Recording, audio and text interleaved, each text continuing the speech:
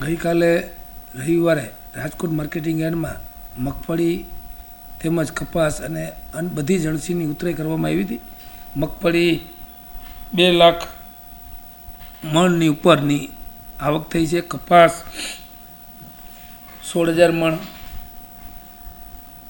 Soybean 6,500 મણ, આવી રીતે બધી જણસીઓ પુષ્કળ પ્રમાણમાં આવી છે.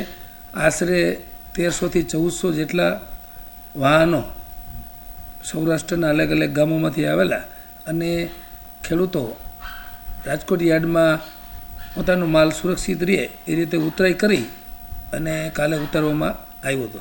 મગફળીની ઉતરાઈ 3-4 દિવસે અમે કરાવતા હોઈએ છીએ. મગફળીની પુષ્કળ આવક હોય એટલા માટે જે વધુ આવક થઈ ગઈ હોય એટલે એની 3 થી 4 દિવસ માટે જ્યાં સુધી એનું વેચાણ ન થાય ત્યાં સુધી જગ્યા ઉપલબ્ધ ન હોય તેથી અમે આવક બંધ કરતા હોઈએ. ભાવ ટેકાના ભાવમાં પણ સરકાર દ્વારા ખરીદી ચાલુ છે અને એમના કારણે બજારમાં પણ મગફળીમાં ભાવમાં સુધારો થયો છે. એના કારણે 1,300-1,500 સુધીના ભાવ ઓપન બજારમાં આવે છે.